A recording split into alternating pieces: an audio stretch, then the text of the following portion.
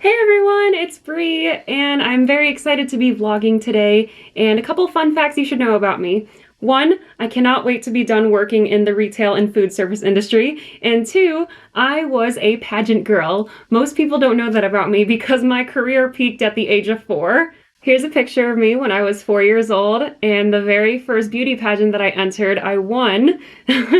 So whose idea was it for me to compete in beauty pageants? My parents. But of course, you know, they made it sound fun. They were like, hey Bree, you want to be in a beauty pageant? And of course, any 4-year-old little girl would be like, yeah!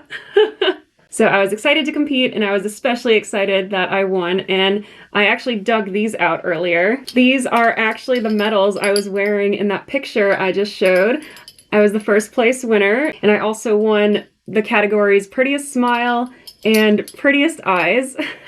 So I'm about to talk about why my career peaked at the age of 4. So I did beauty pageants from the age of 4 to 7. And like I said, the very first beauty pageant that I entered, I won. So I kind of assumed that I'd always win, but that wasn't the case.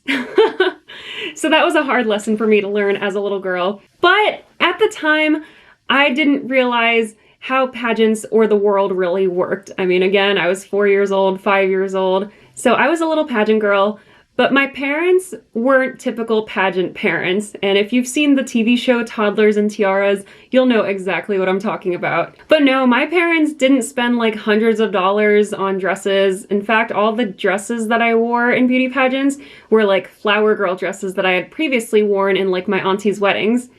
And my mom did my makeup, and she curled my hair with her own curling iron. So yeah, my parents didn't put a lot of money into these beauty pageants, but they invested so much time in them. They invested so much time in me. They believed in me. And I may not be a parent myself, but I do know that when you enter your little girl in a beauty pageant, you think that she's the most beautiful little girl, just like every other parent who has their little girl competing. And you realize that you have this kid, she looks just like you want her to be like you, and you want her to achieve things that maybe you haven't, or you want her to become the person that you want to become, or you want to live your dreams through her. That is a lot of pressure to put on a little girl. And like I said, at the time, I didn't know that. I was only 4 or 5 years old when I first started competing in beauty pageants, and yeah, the first beauty pageant I ever entered, I won. But then the second beauty pageant that I entered, it was me versus like 50 other 5-year-old little girls. A lot of them so pretty, blonde hair. They had their makeup done all nice. They were all glitz and glam. And those little girls were the ones that I wanted to be like. But these little girls' moms like went all out for them. They had like hairspray, they had their little girls wearing fake teeth. So a lot of these moms would have their little girls wear fake teeth for the pageant. And also there was a talent competition after every pageant. My only talent, I was 5 years old, my only talent was helping Blue find her clues and remembering to take my gummy vitamins every day. So I never entered the talent competitions. But then the award ceremony came along, and that destroyed my 5-year-old self. I remember seeing the little blonde girls going up on stage to get their crowns and their trophies. And I remember sitting in the audience with my parents and asking them, where's my crown? I want a crown. And they kept saying, you have a crown at home. And that was the crown that I won in my first beauty pageant. It was at home. And the only trophy I got was a participation trophy. So yeah, not winning any category in my second beauty pageant was not fun for me. But I remember really liking the other girls that I was competing against. Like, there was no bullying or any mean girls. I had school for that. So, all right, can everyone see that clearly? Here's me at 5 years old. This was taken before I had entered my second beauty pageant. Then here's another one of my glamour shots. I also dug this out of the box that had all my medals in it. Here I am in the evening gown category, and I was contestant number 13. So even in the year 2000, Taylor Swift was manifesting her way into my life with lucky 13. So the very last beauty pageant I ever entered, I was 7 years old, and it was pretty much the same thing as it was before. I wore secondhand dresses, my mom did my hair and my makeup, and I didn't win a damn thing. And I was a little pageant girl right before I started looking awkward AF. That was before my nose got too big for my face. That was before my teeth got all crooked and messed up. If my self-image had already been destroyed at pageantry, oh man, I was in for a wild ride during my adolescent years.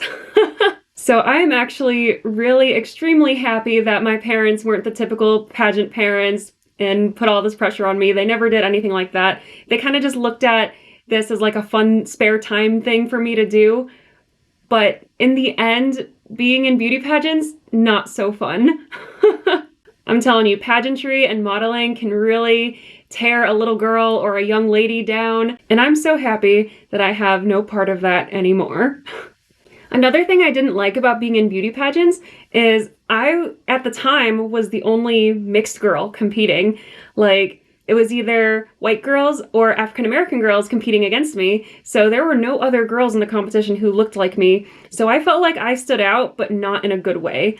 Like, I kind of felt like I stuck out like a sore thumb. And me not winning anything in any category, like that really tore me down. And at the age of 5, I remember thinking, I wish I had blonde hair, I wish I had green eyes, I wish I was white, I wish I had prettier ballerina dresses to prance around the stage in. So to any girl parents who are thinking of entering their little girls in beauty pageants, just be careful and have fun with it. And don't put too much pressure on your daughter to be the best. Just let her have fun with it. And if she doesn't like it, then be sure to listen to that. I remember being a little girl being afraid to tell my parents how I never wanted to do pageantry ever again. I didn't want to disappoint them. And every time they asked me if I had fun doing it, I would say yes, because I knew at 5 years old that that was the answer that they wanted to hear. But I remember during the car ride home from the beauty pageants just thinking, I never want to do this again. I hate those other girls who beat me. But I didn't really hate the other girls. I just hated that I didn't win anything. I wanted to go home feeling like a winner. I wanted to go home with a big trophy. I wanted to have a room full of trophies, a room full of medals and pictures and crowns and tiaras and all this glitz and glam. That's the life that I wanted. But now that I'm older and can reflect back on that time, I think, why have a room full of trophies when I'm already a trophy within myself?